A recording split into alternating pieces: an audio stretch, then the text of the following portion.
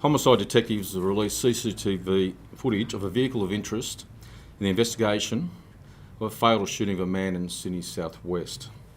About 2:40am on Sunday the 10th of January 2021, emergency services were called to a William Street, Fairfield, following reports that a man had been shot.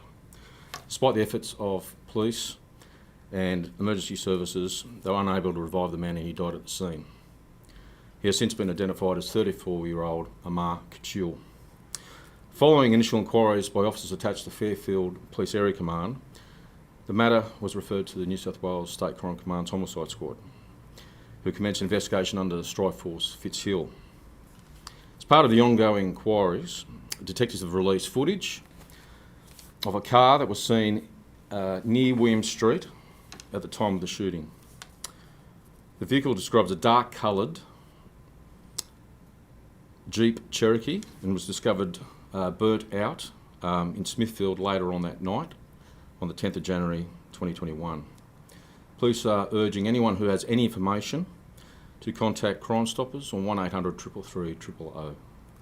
Happy to take questions. So obviously you're of the view that the people inside this car of interest were the ones that killed Mr Kettule? We believe the vehicle may be linked to the shooting and obviously to the murder. Okay. Where did this car come from in the first place? It was stolen a couple of days prior to the shooting in the Fairfield area. Okay. And what are its known movements after the shooting? That's why we're appealing to the public. Anyone who may have seen anyone linked with that vehicle, either before the shooting or after the shooting, are urged to contact police. Were there any other known sightings of that vehicle beyond obviously where it was burnt out and where it was initially seen at the shooting? That's what we're trying to work out. We're trying to get a timeline of where the vehicle might have been sighted before the shooting on the 10th of January or after the shooting. It's really important we get that timeline and get that information. Every bit of information would help us, and it may help us link who may have been in the vehicle. And have you got any suspects so far in this shooting? At the moment, we're appealing to the public for anyone who has information who might be able to identify who was responsible for the shooting. How many people do you think were involved in this killing? Look, it was more than one. Obviously, there's people who would have assisted prior to the shooting, who were involved in the shooting and after the shooting. So there's more than one person involved. There's more than one person who would have helped them before or after, and we believe there's people out there who would know who these people are. Do you think that there were multiple vehicles involved in pulling off this shooting and that maybe they switched cars after being... Look, that is part of the investigation. We're still trying to confirm that, and that's why today's appeal is important, to try to establish who is linked to this vehicle, and that may lead us to other vehicles that may have been used. You mentioned there were probably multiple people involved in pulling this off. Is there a lot of planning that goes into an organised crime murder like this? Well, this is obviously a well-planned murder. The victim was taken by surprise and, let's say, virtually assassinated in his vehicle.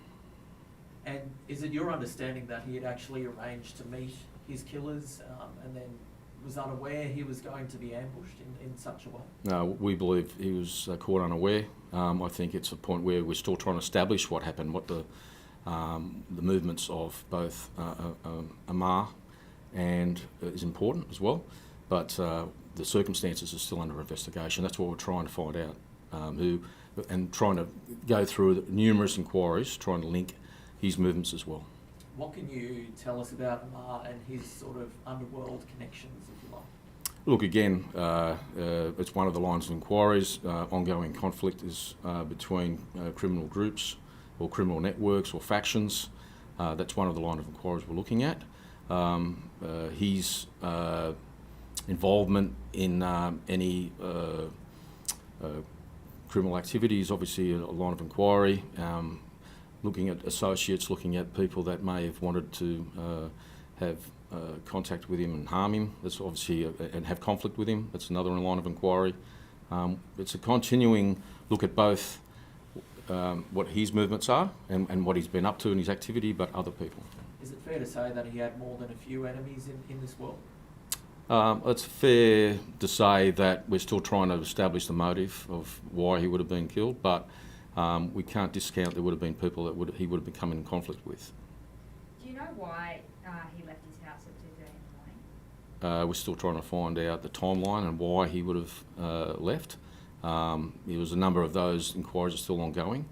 It's painstaking work that the detectives are doing at the moment, and there's a large number of inquiries and a large number of people that we're speaking with.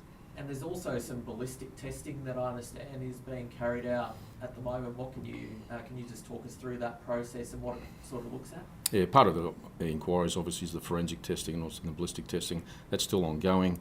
Trying to link this shooting to other shootings is another line of inquiry, and that's an obvious line of inquiry that we're trying to do. And so far, has that shown up any sort of leads? Have you been able to link it to any other shootings? That's ongoing with the ballistic testing and also with the forensic testing. That's still ongoing. We're hoping that may give us a lead, but we're still forensically testing both the crime scene and the evidence we have at the moment. And what sort of weapon do you believe was used? Like what sort of calibre gun do you think was used to kill Mr. I'm not going to go and elaborate on the calibre of the weapon, but there was multiple shots fired.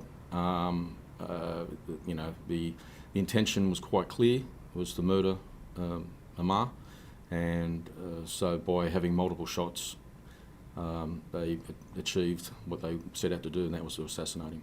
Do you think that his murder could have anything to do or any links to the shooting of Simi and Marcus months earlier? We're still looking at those links. They're part of the ongoing inquiries that we're undertaking, the conflicts between different factions of criminal networks. And I think it's a point where there's some conflict that, we're trying to make sure that it doesn't escalate. I think the community's had enough of shootings. We've had enough of the violence. People don't want to keep on waking up and seeing the blood of on the streets that have stained the streets from young men who have lost their lives as a result of a shooting or a murder. And I think it's important that that's why we're appealing for the community to come forward with information, because they've had enough. We want to work together to get the results. We don't want it to escalate into more violence. And I think the easiest way is they give us information. We can help put the people responsible for the murders and the shootings and put them in a cell where they belong. Given the type of people that are involved and street gangs and whatnot, has it been difficult for police to try and get that information about exactly what was happening in Kettule's life before he died? Yeah, it's always the type of people that we're talking through in the investigation, and we are talking as part of the investigations is the criminal activities of people, maybe associates or people in conflict. It's always difficult to look at, get information from that type of criminal network. I think it's important that we can continue to try to do that. I think the community expect that those who are responsible for any shooting or any murder should be locked up, and that's why it's really a strong appeal for those people who actually do know what's happened, who have information, who may have been involved either before, during or after, to come forward, because we don't want this to escalate into further violence, and we want to put these people before the court and put them in a cell for a long time.